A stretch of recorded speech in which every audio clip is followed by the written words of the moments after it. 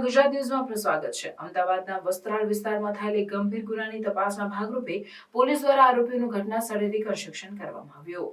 અમદાવાદના વસ્ત્રાલ વિસ્તારમાં તાજેતરમાં થયેલી ગંભીર ગુનાની તપાસના ભાગરૂપે પોલીસ દ્વારા આરોપીઓનું ઘટના સ્થળે રિકન્સ્ટ્રક્શન કરવામાં આવ્યું હતું। આ રિકન્સ્ટ્રક્શન દરમિયાન સ્થાનિક લોકોની મોટી સંખ્યામાં ભીડ એકત્રિત થઈ હતી, જે ઘટનાને લઈને રોષે ભરાયેલી હતી। ભીડ બેકાબૂ થતા પોલીસે આરોપીઓને સુરક્ષિત રીતે પાછા લઈ જવાનું નક્કી કર્યું, જેના કારણે રિકન્સ્ટ્રક્શન અધૂરું રહી ગયું। આ ઘટનાથી સ્પષ્ટ થાય છે કે સ્થાનિક લોકોમાં ગુનાની ઘટનાને લઈને ભારે રોષ અને અસંતોષ છે। ભીડના બેકાબૂ હોવાના કારણે પોલીસને તપાસ પ્રક્રિયામાં મુશ્કેલીનો સામનો કરવો પડી રહ્યો છે। આથી પોલીસને ભવિષ્યમાં આવી પરિસ્થિતિઓને ધ્યાનમાં રાખીને વધુ સચોટ આયોજન કરવાની જરૂર છે, જેથી તપાસ કાર્ય સુચારુ રીતે પૂર્ણ થઈ શકે। સામાન્ય રીતે રિકન્સ્ટ્રક્શન જેવી તપાસ પ્રક્રિયાઓ ગુનાની ઘટનાઓને પુનઃસર્જિત કરીને સત્યને બહાર લાવવા માટે કરવામાં આવે છે, પરંતુ સ્થાનિક લોકોના રોષ અને ભીડના કારણે પોલીસને આ પ્રક્રિયા અધૂરી રાખવી પડી, જે તપાસમાં વિલંબનું કારણ બની શકે છે। આથી પોલીસ અને સ્થાનિક સમુદાય વચ્ચે સંવાદ અને સહકાર વધારવાની જરૂરિયાત છે, જેથી આવી પરિસ્થિતિઓ ટાળી શકાય। આ ઘટનાએ સ્થાનિક સમુદાય અને પોલીસ વચ્ચેના સંબંધોને વધુ મજબૂત બનાવવા માટેના પ્રયાસોની આવશ્યકતા દર્શાવે છે। ભવિષ્યમાં પોલીસને સ્થાનિક લોકો સાથે સંવાદ વધારવો જોઈએ અને તેમની ચિંતાઓને સમજાવવાની કોશિશ કરવી જોઈએ, જેથી તપાસ પ્રક્રિયા સુચારુ રીતે આગળ વધી શકે અને ન્યાય સુનિશ્ચિત થઈ શકે।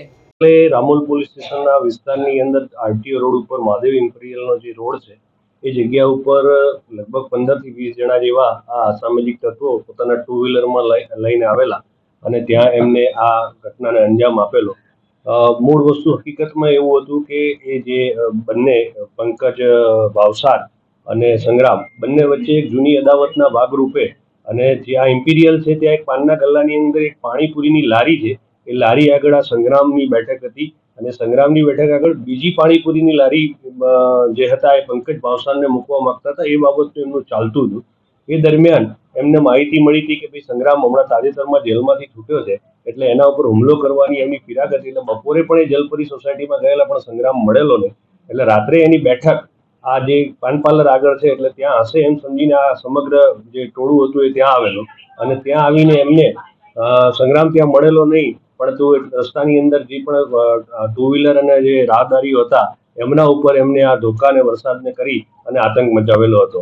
એ બાબતે તાત્કાલિક અમારા પીઆઈ વિધિન 10 મિનિટ્સમાં ત્યાં પહોંચી ગયેલા હતા, કારણ કે અમે સીસીટીવી સર્વેલન્સના એક પ્રોજેક્ટ હેઠળ જોવા ત્યાં નીકળ્યા હતા અને મીનવાઇલ સમાચાર મળતા તાત્કાલિક જ પોલીસ પીઆઈ પોતે ખુદ ઘટના સ્થળ ઉપર પહોંચી ગયા હતા અને સમગ્ર અમદાવાદની પોલીસ ટીમ પણ ત્યાં પહોંચી ગઈ હતી। અને ત્યારબાદ અમે જે ક્રેટા ગાડીની અંદર જે રાહદારી જતા હતા જેમના ઉપર હુમલો થયો હતો એમની કાયદેસરની અમે ફરિયાદ લીધી અને એમની રાયોટિંગ અને જૂના આઈપીસીની 307 મુજબની ફરિયાદ લઈ અને કાયદેસરનો ગુનો પણ દાખલ કરેલો છે અને ગુનો દાખલ કરીને અત્યાર સુધીમાં ટોટલ 13 આરોપી અને એક જુવેનાઇલ એમ કુલ 14 જણાને અત્યારે રાઉન્ડ અપ કરી અને આગળની કાયદેસરની કાર્યવાહી ચાલુમાં છે। હજુ જેમ કારણ કે જે 8 જે આરોપીઓ છે એને નામજોગ ફરિયાદમાં દર્શાવેલા છે અને અત્યારે જે આરોપીઓ છે એના ઇન્ટ્રોગેશનમાં અન્ય આરોપીઓના નામ ધીમે ધીમે ખુલતા જાય છે। જેમ ખુલતા જાય છે અત્યારે હજુ 5 આરોપીના નામ અમારી સમક્ષ છે કે જે પકડવા ઉપર બાકી છે, જેમાં મુખ્ય કલ્પ્રિટ આજે છે પંકજ ભાવસાર, એ પણ બાકી છે। એના માટે પણ જુદી જુદી સર્વેલન્સની ટીમ અને અમારી એલસીબીની ટીમ અને ક્રાઇમની ટીમ તમામ ટીમો આમાં લાગેલી છે। સંગ્રામ જે છે, સંગ્રામના ઉપર ઘણા બધા ગુના છે અને પંકજ ઉપર બી થોડા ગુના છે। સંગ્રામના રામોલ પોલીસ સ્ટેશનની અંદર 2 મર્ડરની અંદર એ ગયેલો છે। છેલ્લે એક એના ઉપર 307નો બી ગુનો દાખલ થયો હતો અને એક પ્રોહિબિશનનો ગુનો દાખલ થયો હતો। એ પ્રોહિબિશનમાં જ્યારે નાસ્તો પડતો હતો ત્યારે અમારી ઓઢવ પોલીસે પકડીને એને ક્રાઇમે જે ગુનો દાખલ કર્યો હતો એમાં આપ્યો હતો અને તાજેતરમાંથી જેલમાં છૂટ્યો હતો। આ અગાઉ પણ એના વિરુદ્ધમાં 2 વાર પાસા થઈ છે, છેલ્લા 2024માં પણ આપણે પાસા કરેલી છે। એ જ રીતે જે પંકજ ભાવસાર છે, પંકજ ભાવસારનો લેટેસ્ટ ગુનામાં જુલાઈ 2024ની અંદર એને કિશનપુરની અંદર એક રાયોટિંગનો ગુનો દાખલ થયો છે, એમાં પણ એ આરોપી છે અને એને બી જાન્યુઆરી 2024માં શરીર સંબંધીને કારણે આપણે પાસા પણ કરેલી છે અને લેટેસ્ટમાં હમણાં જાન્યુઆરી મહિનાની અંદર આપણે હથિયાર સાથેનો એનો અમરેવાડી પોલીસ સ્ટેશન હથિયાર ધારાનો પણ ગુનો દાખલ કરેલો છે।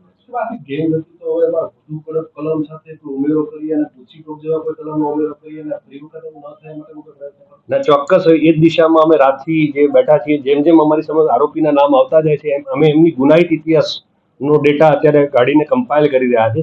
ગુનાહિત ઇતિહાસના આધારે એક સિન્ડિકેટ ગેંગ જે એસ્ટાબ્લિશ થશે, તો સિન્ડિકેટ ગેંગ એસ્ટાબ્લિશ થશે તો ગુસ્સીટોક હેઠળની કાર્યવાહી પણ કરવામાં આવશે। જેમ આપ સૌને ખબર છે કે બાપુનગરની અંદર બહુ ટાઈમ પહેલા ઘટના બનેલી, એની ગુજસી ટોકની અંદર આપણે ફરિયાદ દાખલ પણ કરી. ગુજસી ટોકની આપણને મંજૂરી પણ મળી ગઈ છે અને ગુજસી ટોકની અમે કાલે ગુજસી ટોકની 5 વિરુદ્ધ ચાર્જશીટ પણ દાખલ કરવાના છે. એટલે જેમ ત્યાં કર્યું છે એમ આપણની અંદર જે ગુજસી ટોક પાત્ર થતા હશે તમામને ગુજસી ટોક હેઠળ પણ અમે કાર્યવાહી કરવાની અત્યારે ચાલુ છે.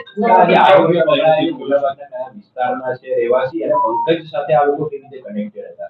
મૂળ પંકજ બી વસ્ત્રાલના છે અને આ બી સંગ્રામ પણ અહીં રામોલના જ છે. એટલે આ લોકો અહીંના સ્થાનિક છે અને આ બધા જે અત્યારના જે આરોપીઓ જે છે છોકરાઓ જેવા છે જેમની ઉંમર નાની છે. મૂળ વિષય વસ્તુમાં અમારા પ્રાથમિક ઇન્ટ્રોગેશનમાં આવેલું છે કે ભાઈ આ જે છોકરાઓ છે એ પુષ્પા મૂવીની ઇફેક્ટમાં છે અને પુષ્પા મૂવીમાં જે છે એ પુષ્પા મૂવીની ઇફેક્ટ હેઠળ આ થોડાક કેફમાં રહી અને આ ઘટનાને અંજામ આપેલો. સર, કેવી માનસિકતા હતી? આપણે જે ઇન્ટ્રોગેશન કર્યું પુષ્પા મૂવીને લઈને આપ કહી રહ્યા છો, કેવી માનસિકતા ધરાવતા? એ માનસિકતા હતી કે આ યંગ એકદમ છોકરાઓ જે છે નાની ઉંમરના છે, બરાબર, અને એ આ જે મૂવીની ને એની અસર હેઠળ આવી અને પોતે આવી રીતે લાઇમલાઇટમાં આવે અને કોઈ બોલાવે તો તરત જતા રહેવા વાળા છોકરા હતા.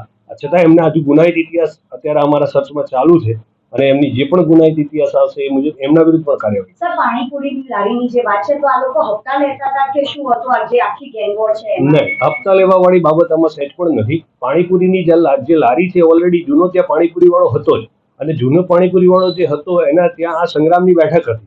એટલે ત્યાં નવી પાણીપુરીની લારી આ બાજુમાં પંકજ ભાવસાર વાળાને કોઈ કીધું છે કરવા માંગતા હશે એટલે ત્યાં પેલાની બેઠક હતી એટલે એમ કે મારી બેઠકે તમે પાણીપુરીની લારી બીજી શેનો મૂકે. બસ એ જ બાબતથી એમને તાત્કાલિક જે આ ઘટનાનું જે કારણ કહેવાય તો ત્યાંથી શરૂઆત થઈ. એ સર આ બધા જે છે લબરમુછિયા છે જે અત્યારની ઉંમર બહુ નાની ઉંમરના છે. એટલે જે પુષ્પા મૂવીની અંદર જે તમે કીધું કે એમ તો કે શું જોયું હતું, કયા મૂવી છેલ્લા જોયા હતા, તો મોટા ભાગના જવાબ એવા હતા કે અમે પુષ્પા મૂવી જોયું હતું. એટલે પુષ્પા મૂવીને એ બાજુની અંદરમાં ટીનેજની અંદર, ટીનેજ તો ના કહી શકાય, પુખ્ત વયના છે પણ પુખ્ત વયની અંદરમાં એમાં ફિલ્મની અસર હેઠળ છે. થોડા સમય અગાઉ ગાંઠોડિયા વિસ્તારમાં બનાવ બન્યો હતો સોસાયટીમાં, ત્યારબાદ રામપુરમાં પણ થયું છે. તો તેને લઈને આપણે બધા એવા કેવા પ્રકારના પગલાં લેવામાં આવશે, એવી કલમો હેઠળ ગુનો દાખલ કરવામાં આવશે કે જેથી કરી કોઈ ભયના માહોલમાં ના રહી શકે? આપ સૌ જાણો જ છો કે એ રીતે કે આપણે જે અત્યારે વાત કરી ગુજસી ટોક હેઠળની કાર્યવાહી કરવાની અને આપને અગાઉ પણ ગુનાહિત ઇતિહાસમાં કીધું કે આ બંને આરોપી વિરુદ્ધ આપણે પાસા પણ કરેલી છે. એટલે કાયદાકીય જેટલા પણ આપણા જોડે ઉપાયો છે તમામ ઉપાયોના જડબે સલાહ કરી મેં આપને આપી દીધું કે ભાઈ બાપુનગરની અંદર બી આપણે ગુજસી ટોકની હેઠળ બધાને ફિટ કરી દીધેલા છે.